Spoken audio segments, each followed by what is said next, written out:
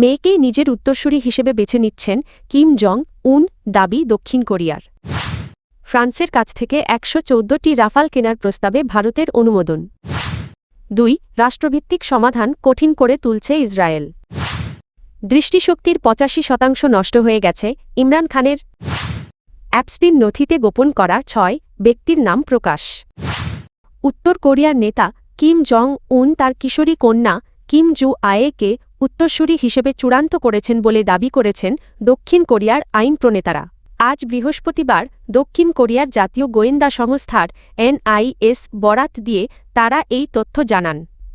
আইন প্রণেতাদের ভাষ্য অনুযায়ী সাম্প্রতিক সময়ে রাষ্ট্রীয় গুরুত্বপূর্ণ অনুষ্ঠানে কিম জু আয়ের ক্রমবর্ধমান উপস্থিতি এবং বাবার পাশে তার ভূমিকা বিবেচনায় নিয়ে এই মূল্যায়নে পৌঁছেছে দক্ষিণ কোরিয়ার জাতীয় গোয়েন্দা সংস্থা।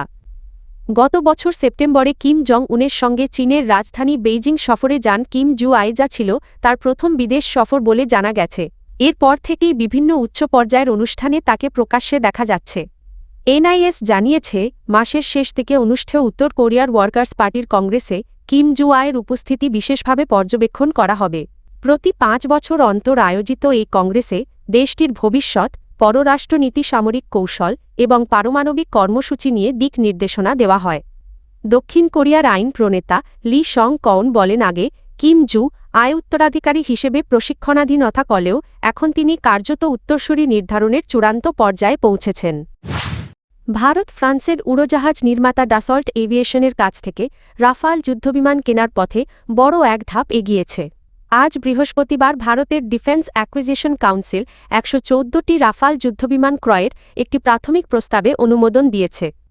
ভারতীয় গণমাধ্যমগুলোর তথ্যমতে প্রস্তাবিত চুক্তির আনুমানিক মূল্য ধরা হয়েছে ৩.২৫ ট্রিলিয়ন রুপিয়া, প্রায় ২৮,৪০০ কোটি মার্কিন ডলারের সমান। বর্তমানে ভারতের বিমান বাহিনীর ফাইটার স্কোয়াড্রনের সংখ্যা কমে দাঁড়িয়েছে ২৯, যেখানে অনুমোদিত সংখ্যা ৪২। সাম্প্রতিক বছরগুলোতে পুরনো যুদ্ধবিমান অবসর নেওয়ায় এই ঘাটতি আরও স্পষ্ট হয়েছে। এরই মধ্যে ভারতের বহুল ব্যবহৃত MiG-21 যুদ্ধবিমান গত সেপ্টেম্বরে অবসর নেওয়া হয়েছে। পাশাপাশি আগামী কয়েক বছরে MiG-29-এর কিছু সংস্করণ জাগুয়ার এবং মিরাজ-2000 যুদ্ধবিমানও ধাপে ধাপে অবসরে যাওয়ার কথা রয়েছে। দীর্ঘদিন ধরে ভারত সামরিক সরঞ্জামের ক্ষেত্রে আমদানি নির্ভর হলেও প্রধানমন্ত্রী তারা চিহ্ন নরেন্দ্র মোদী তারা চিহ্ন সরকার সাম্প্রতিক বছরগুলোতে দেশীয় প্রতিরক্ষা উৎপাদন বাড়ানোর ওপর জোর দিয়ে আসছে। এই প্রস্তাবিত চুক্তিতেও প্রযুক্তি হস্তান্তর ও স্থানীয় উৎপাদনের বিষয়টি গুরুত্ব পেতে পারে বলে ধারণা করা হচ্ছে। পশ্চিম তীরে জমি দখল জোরদারে অবৈধ ইসরায়েলি বসতি স্থাপনকারীদের সহায়তায় নতুন পদক্ষেপ নিয়েছে ইসরায়েল। ফিলিস্তিনিদের সীমিত স্বশাসন থাকা এলাকাগুলোতে ইসরায়েলিদের প্রশাসনিক ও আইন প্রয়োগের ক্ষমতা বাড়ানোর উদ্যোগ নেওয়া হয়েছে। ফিলিস্তিনিদের মতে এসব পদক্ষেপ তারা চিহ্ন পশ্চিম তীর তারা চিহ্ন কার ২ রাষ্ট্রভিত্তিক সমাধান বাস্তবায়নের পথে বড় বাধা সৃষ্টি করবে। ১৯৬৭ সালের যুদ্ধের পর স্বাধীন ফিলিস্তিন রাষ্ট্র প্রতিষ্ঠার যে ধারণা তৈরি হয়েছিল, এটি তার ওপর নতুন আঘাত বলে মনে করা হচ্ছে। ইসরায়েলের সিদ্ধান্ত অনুযায়ী পশ্চিম তীরের জমির গোপন নথি প্রকাশ করে বসতি স্থাপনকারীদের জমি দখল সহজ করা হবে। পাশাপাশি জমি কেনাবেচা সংক্রান্ত জর্ডান আমলের একটি আইন বাতিলের পরিকল্পনাও রয়েছে। ১৯৯৩ সালের অসলো চুক্তি অনুযায়ী পশ্চিম তীরে BOC এই ৩ ভাগে বিভক্ত। এই এলাকায় ফিলিস্তিনি কর্তৃপক্ষ পূর্ণ নিয়ন্ত্রণ বজায় রাখে। বি এলাকায় বেসামরিক নিয়ন্ত্রণ ফিলিস্তিনিদের হাতে থাকলেও নিরাপত্তা নিয়ন্ত্রণ ইসরায়েলের। RC এলাকায় ইসরায়েলের পূর্ণ কর্তৃত্ব রয়েছে।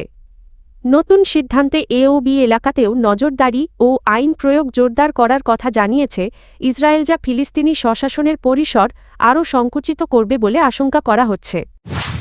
পাকিস্তানের সাবেক প্রধানমন্ত্রী ইমরান খান এর দৃষ্টিশক্তির বড় অংশ নষ্ট হয়ে গেছে বলে জানিয়েছে একটি মেডিকেল প্রতিবেদন। বর্তমানে আদিয়ালা কারাগার বন্দী থাকা ইমরান খানের চোখের প্রায় ৮৫% দৃষ্টি ক্ষতিগ্রস্ত হয়েছে। এই তথ্য উঠে এসেছে পাকিস্তানের সুপ্রিম কোর্টে জমা দেওয়া চিকিৎসা প্রতিবেদনে।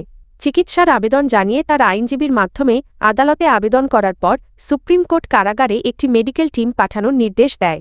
আদালতের প্রতিনিধি হিসেবেও একজন আইনজীবীকে টিমের সঙ্গে রাখা হয়। মেডিকেল প্রতিবেদনে বলা হয়, ইমরান খান রক্ত জমাট বাঁধা সংক্রান্ত একটি জটিলতায় ভুগছিলেন। চিকিৎসা শুরু হওয়ার পর থেকেই তার দৃষ্টিশক্তি দ্রুত কমতে থাকে এবং বর্তমানে মাত্র 15% দৃষ্টি অবশিষ্ট রয়েছে। প্রতিবেদনে আরও উল্লেখ করা হয়, ৭৩ বছর বয়সী ইমরান খান এর আগে কারাবন্দী অবস্থায় কোনো গুরুতর শারীরিক সমস্যার কথা জানাননি। তবে চোখের সমস্যার বিষয়ে একাধিকবার অভিযোগ জানালেও তা সময় মতো গুরুত্ব পায়নি বলে অভিযোগ রয়েছে। কুখ্যাত যৌন অপরাধী জেফরি অ্যাপস্টিন সংক্রান্ত নথিতে গোপন রাখা ৬ ব্যক্তির নাম প্রকাশ করেছেন যুক্তরাষ্ট্রের ডেমোক্র্যাট কংগ্রেস সদস্য রো খান্না। মঙ্গলবার মার্কিন কংগ্রেসে দেওয়া বক্তব্যে তিনি এ তথ্য জানান। এর আগে রো খান্না ও কেনটাকির রিপাবলিকান কংগ্রেসম্যান টমাস ম্যাসি যুক্তরাষ্ট্রের বিচার বিভাগে গিয়ে প্রায় ২ ঘণ্টা ধরে পরিচয় গোপন না করা নথি পর্যালোচনা করেন। বিচার বিভাগ ইতোমধ্যে অ্যাপস্টিন সংক্রান্ত প্রায় ৩০ লাখ পৃষ্ঠার নথি প্রকাশ করেছে। খান্নার প্রকাশ করা ৬ ব্যক্তি হলেন লেসলি ওয়েকশনার, সুলতান আহমেদ বিন সুলাইম, নিকোলা কাপুতো এবং আরও ৩ জন সালভাতোরে নোয়ারাজুরাব মিকেলাদজে ও লিওনিক লিওনবো, যাদের পরিচয় এখনও স্পষ্ট নয়। রো খান্না বলেন ২ ঘণ্টার মধ্যেই যদি ৬ জনের নাম শনাক্ত করা যায় তবে ৩০ লাখ পৃষ্ঠার নথিতে আরও কত নাম গোপন আছে তা সহজেই অনুমেয়। তিনি জানান বিষয়টি সামনে আসার পর বিচার বিভাগের কর্মকর্তারা ভুল স্বীকার করেছেন যদিও এখনও অনেক নাম অপ্রকাশিত রয়েছে। নথি অনুযায়ী লেস ওয়েক্সনারের সঙ্গে এপস্টিনের দীর্ঘদিনের আর্থিক সম্পর্ক ছিল এবং এফবিআই নথিতে তাকে সহষড়যন্ত্রকারী হিসেবে উল্লেখ করা হয়। তবে তার বিরুদ্ধে কোনো ফৌজদারি অভিযোগ আনা হয়নি। সুলতান আহমেদ বিন সুলাইমের সঙ্গে অ্যাপস্টিনের ই-মেইল যোগাযোগের তথ্য নথিতে রয়েছে, তবে তার বিরুদ্ধেও আনুষ্ঠানিক অভিযোগ নেই।